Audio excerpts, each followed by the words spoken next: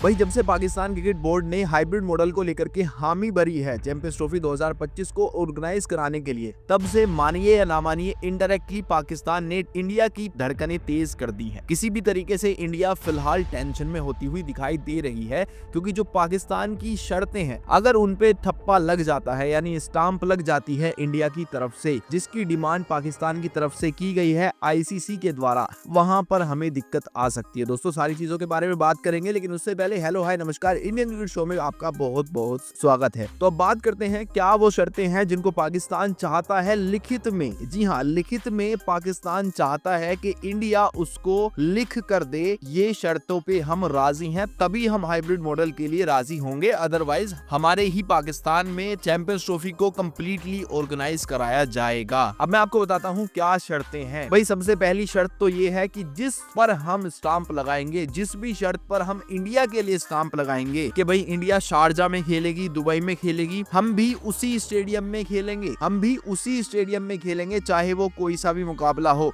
और उसी में दूसरा जो पॉइंट है वो ये भी लिखा है कि जिस भी देश में हम खेलेंगे उसी देश में हिंदुस्तान को भी हमें खिलाना पड़ेगा, और वो देश हम सिलेक्ट करेंगे, यानी दुबई नहीं, कहीं और नहीं, पाकिस्तान सिलेक्ट करेगा। दोस्तों ये एक अंदर की मैं आपको रिपोर्ट बता रहा हूँ जिसके ऊपर अभी बातें चल रही हैं। जी हाँ दोस्तों, अब ये शर्तें इंडिया की टेंशन बढ़ा देने वाली है। अब आपको लग रहा होगा कि इंडिया की टेंशन इनसे कैसे बढ़ेगी, मैं आपको बताता हूँ। दोस्तों अभी 3 जो ये लगातार हैं हमारे देश, हमारे पड़ोसी देश आईसीसी के इवेंट्स को ऑर्गेनाइज करते हुए दिखाई देंगे। जैसे 2025 में पाकिस्तान क्रिकेट बोर्ड के पास इसका अधिकार गया है, ऐसे ही ठीक 2026 में T20 वर्ल्ड कप होना है इंडिया और श्रीलंका में, और खास करके इंडिया में ही होगा वो। और ऐसे ही 2029 में चैंपियंस ट्रॉफी दोबारा से इंडिया के अंदर खेलने को दिखाई देगी, यानी होस्ट करते हुए दिखाई देंगे। और 2031 में भी इंडिया में ही होगा ओडीआई वर्ल्ड कप, यानी कि अभी 3 आईसीसी के इवेंट्स हमारी इंडिया में होने वाले हैं। ऐसे में अगर पाकिस्तान इन शर्तों पर